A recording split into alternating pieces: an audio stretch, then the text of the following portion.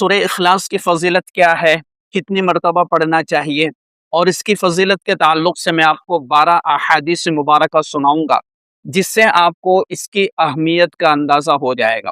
سورہ اخلاص دراصل وہ سورت ہے جسے نبی اکرم صلی اللہ علیہ وسلم نے امت کو سب سے قیمتی تحفہ دیا ہے۔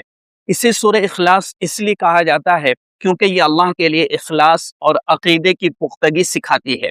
اخلاص کا مطلب ہے اپنے عقیدے کو ہر طرح کے شرک اور کفر سے پاک کرنا، صرف اللہ کو اپنا معبود ماننا، اس لیے اسے سورۃ التوحید بھی کہا جاتا ہے۔ اس سورت میں اللہ تبارک و تعالیٰ اپنی پہچان کرواتے ہیں، قل هو اللہ احد، کہہ دیجئے کہ وہ اللہ ایک ہے، یعنی وہ ذات جس کی کوئی ذات جیسی نہیں، اپنی ذات اور صفات میں یکتا ہے۔ اللہ الصمد، اللہ بے نیاز ہے۔ ماہرین تفسیر کے مطابق وہ ذات جس کی طرف سب مخلوق اپنی ضروریات کے لیے رجوع کرتی ہے، نہ اس کی کوئی اولاد ہے، لم یلد ولم یولد، اور نہ وہ کسی کی اولاد، ولم یکن لہ کفوا احد، اور کوئی اس کا ہمسر نہیں۔ یہ سورہ اللہ تبارک و تعالیٰ کے کمالات، اس کی بے نیازی اور اس کی انفرادیت کا مکمل نقشہ ہے۔ جتنا بھی غور کرو اتنا ہی حیرت ہوتی ہے۔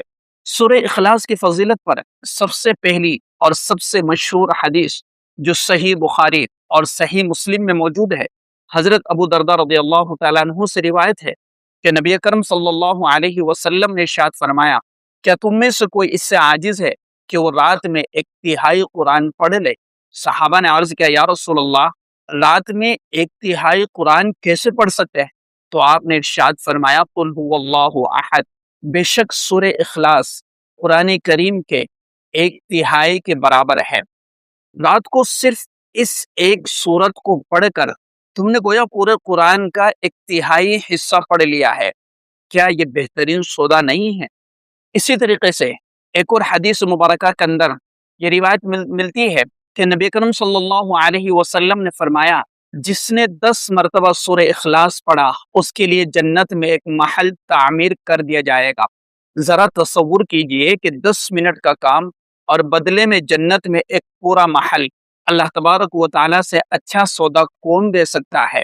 اسی طریقے سے ایک اور حدیث مبارکہ میں آتا ہے کہ نبی اکرم صلی اللہ علیہ وسلم نے فرمایا، جس نے سورہ اخلاص پڑھی اس نے قرآن کا 1/3 حصہ پڑھا، اور جس شخص نے اسے 3 بار پڑھا اس کے لیے گھر میں برکت نازل ہوگی اور اس کے گناہ بخش دیے جائیں گے، بشرطے کہ وہ بڑے گناہوں سے بچتا رہے۔ اسی طریقے سے اللہ کی محبت اور شفا اس سورہ مبارکہ کے پڑھنے سے حاصل ہوتی ہے کہ اس سورت کو جو شخص پڑھے گا، اللہ تبارک و تعالی روحانی اور جسمانی بیماریوں سے اسے شفا عطا فرمائے گا۔ سنن ترمذی میں ہے کہ ایک شخص نے رسول اللہ صلی اللہ علیہ وسلم سے عرض کیا کہ میں سورہ اخلاص سے محبت کرتا ہوں، تو آپ نے فرمایا کہ اس کی محبت تجھے جنت میں لے جائے گی۔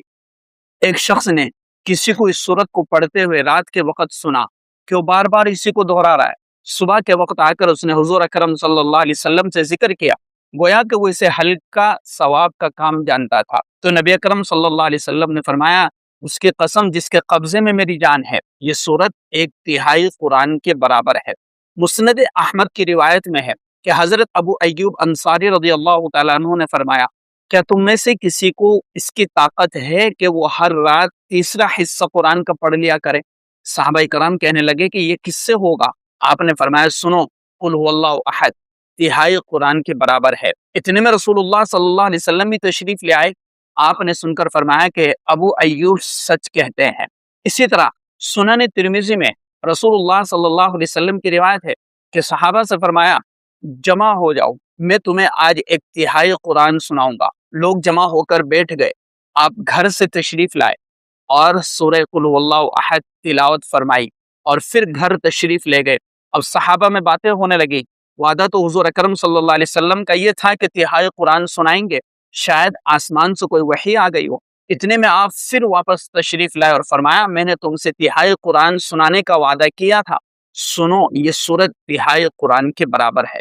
حضرت ابو درداء رضی اللہ تعالیٰ عنہ کی روایت میں ہے کہ رسول اللہ صلی اللہ علیہ وسلم نے فرمایا، کیا تم اس سے عاجز ہو کہ ہر دن 1/3 قرآن شریف پڑھ لیا کرو؟ لوگوں نے کہا کہ حضور، ہم اس سے بہت عاجز اور بہت ضعیف ہے۔ آپ نے فرمایا کہ سنو، اللہ تعالیٰ نے قرآن کے 3 حصے کیے ہیں، قل هو اللہ احد یہ تیسرا حصہ ہے۔ مسند احمد کی ایک روایت میں ہے کہ رسول اللہ صلی اللہ علیہ وسلم فرماتے ہیں کہ جو شخص اس پوری سورت کو 10 مرتبہ پڑھ لے گا، اللہ تعالیٰ اس کے لیے جنت میں ایک محل تعمیر کرے گا۔ اس پر حضرت عمر رضی اللہ تعالیٰ عنہ نے کہا، یا رسول اللہ صلی اللہ علیہ وسلم، پھر تو ہم بہت سے محل بنوا لیں گے۔ آپ نے فرمایا، اللہ اس سے بھی زیادہ اور اس سے بھی اچھے محلات دینے والا ہے۔ مسند احمد میں رسول اللہ صلی اللہ علیہ وسلم کا ارشاد ہے کہ جو شخص اس سورت کو 10 مرتبہ پڑھ لے گا تو اللہ تعالیٰ اس کے لیے جنت میں ایک محل تعمیر کرے گا۔ ابو یعلا کی ایک حدیث میں ہے کہ جو شخص اس سورت کو 50 مرتبہ پڑھ لے تو اس کے 50 سال کے گناہ معاف ہو جاتے ہیں۔ حضرت ابو سعید خدری رضی اللہ تعالیٰ عنہ کی روایت میں سورہ اخلاص کو آدھے یا 1/3 قرآن کے برابر قرار دیا گیا ہے۔ تو سب سے پہلے ہمیں یہ کام کرنا چاہیے کہ صبح اور شام کو 3 مرتبہ سورہ اخلاص پڑھنا اپنا معمول بنا لے، جیسا کہ حدیث مبارکہ میں کہ یہ ہر طرح کے شر سے بچاؤ کا ذریعہ ہے۔ نماز میں اس کی تلاوت کو زیادہ سے زیادہ کرے، خاص طور سے سنتوں اور نفل نمازوں میں اس چیز سے ہمیں محبت رکھنا چاہیے۔ رات سوتے وقت سورہ اخلاص، سورہ فلق اور سورہ ناس 3 بار پڑھ کر پورے جسم پر پھونک مارنا یہ سنت ہے۔ یہ آپ کو صبح تک اللہ تبارک و تعالیٰ کے امان میں رکھے گا۔